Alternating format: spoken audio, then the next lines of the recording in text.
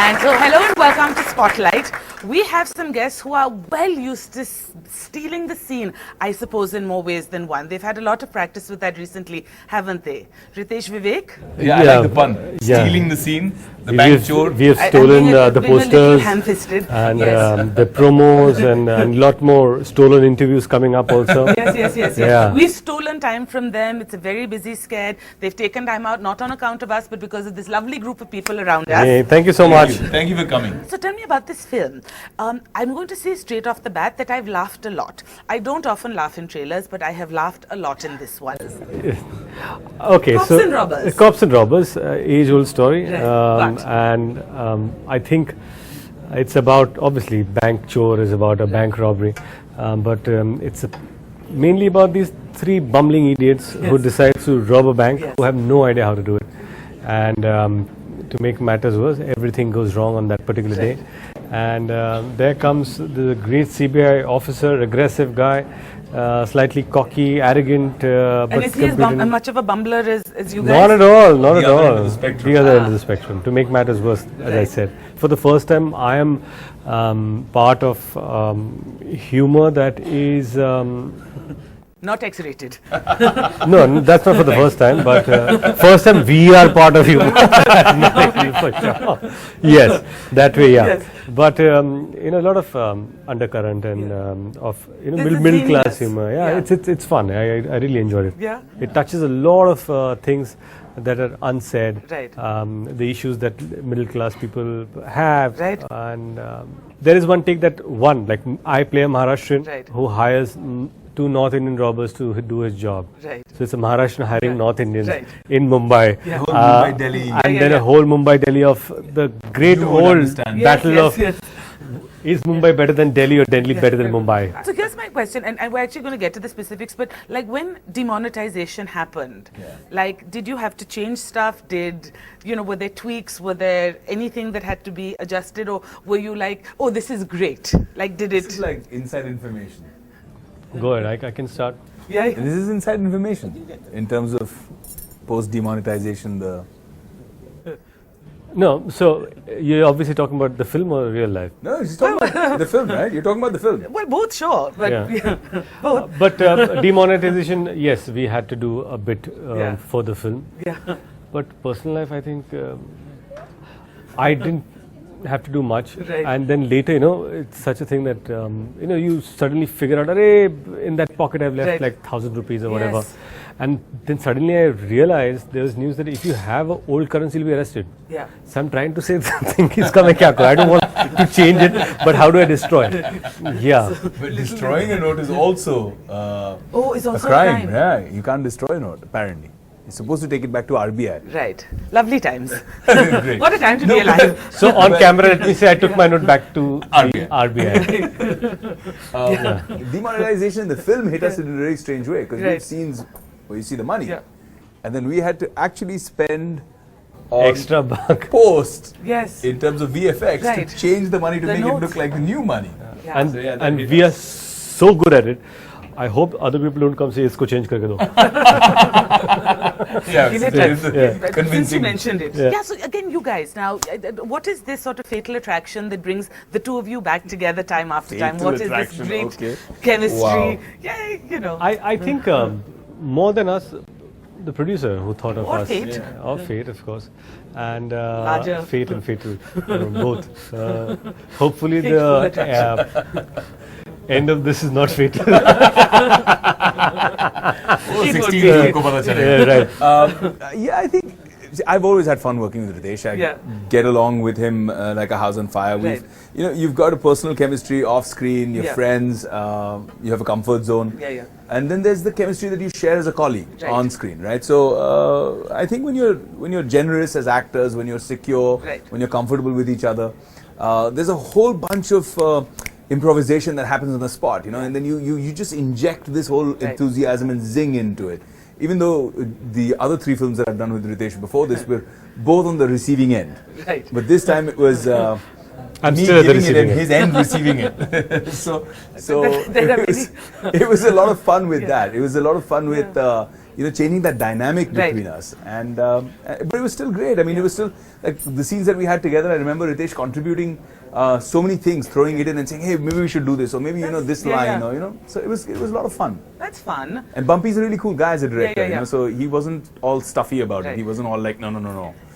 So and not to disparage him or diminish him in any name, but a guy with a name like Bumpy has to set the mood for the shoot at hand, right? Absolutely, right? Absolutely. Yeah, but what's interesting is, but his name was Bumpy, but the ride was smooth. Well done. Nice. Chalo, you've started. You're in. It started. Now it's started. We're going to start calling it for like headline copy. By the way, sorry, we're struggling. Don't worry, he'll give you like at least 5 before this ends. Very good. But what I want to say about the film, and this is also an interesting aspect. So when you see Bumpy, he appears to be this really funny guy. Right. But there's a lot of depth. There's a different angle to him. Sure. And that's kind of reflective on the film. Right. Because when you look at Bank Chor, on the surface of the film, you're seeing, acha, ek mazedar comic film hai, slapstick humor chal raha hai, 3 guys going completely bananas in a bank. But then with Amjad Khan, the character I play, you start to unravel that there's something else going on, right? There's a deeper, game there. There's something at play. And then a few minutes later, you have like this red herring. Then a few scenes later, you're constantly guessing, is Amjad, So a good guy, bad guy? Is he a corrupt cop? Is he a clean cop? So, and that play kind of opens the door to a whole other level. Right. There's not often comedies that do both. There's not even thrillers that do both, right? It's quirky. Yeah, it's quirky. I like it. It is quirky.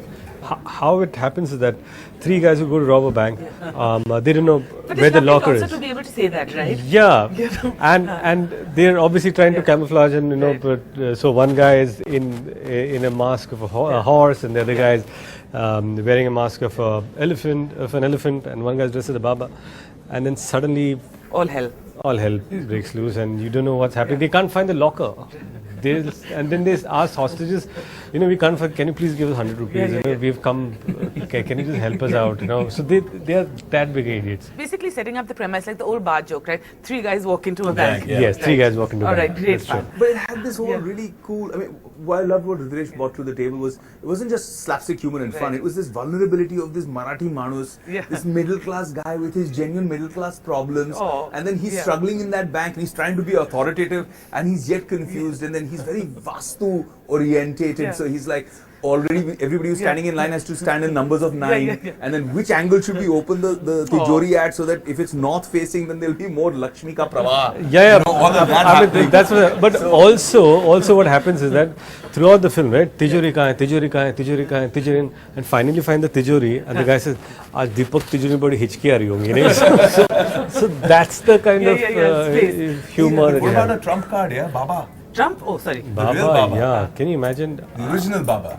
Like Baba Sehgal is Baba playing. before all Babas. Yes. Yeah, look at the excitement in the 90s generation who knows what Baba I'm not sure phenomenon of Baba.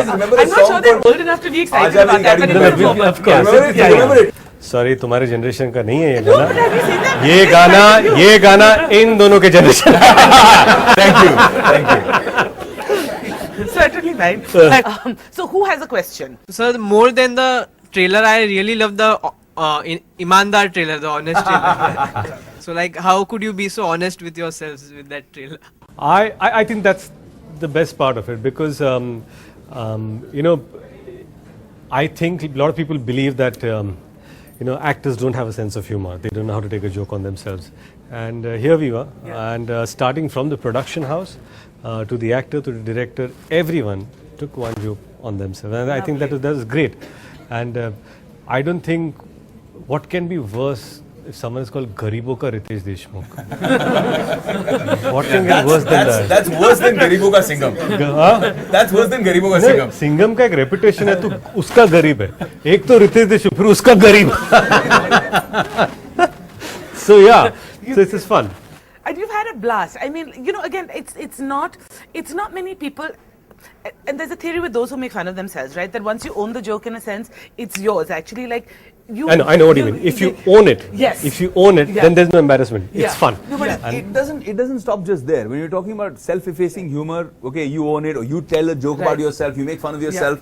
That covers what you're talking about. But then there's also this element that if someone makes a crack at you and is genuinely witty, then you should be able to enjoy it and appreciate that wit, you know. So even if it's not coming from you and you're not controlling it or driving it, when you receive it, you should receive it openly and laugh. Like, I thought this guy was amazing. I mean, there were so many people going for him at that roast, and I was actually feeling protective and bad at times as a friend, but he was so cool. And I know, because later when we had dinner together, and I asked him, and he said, you know what, it was a good time. Everybody laughed, I laughed, and that was it. And that's really cool. And there's something truly secure. I mean, to be able to sort of enjoy that completely, and I think you did, right? Like, you seem to have a... Yeah, I think it was great. I think there were people from our press fraternity who came up there, and... I was not invited, sadly. You should have been there. I'm a little crushed. So, and my thing is about a roast is you know what's going to come. Exactly. Okay, but you don't know in what flavor, direction, how, what humor is going to...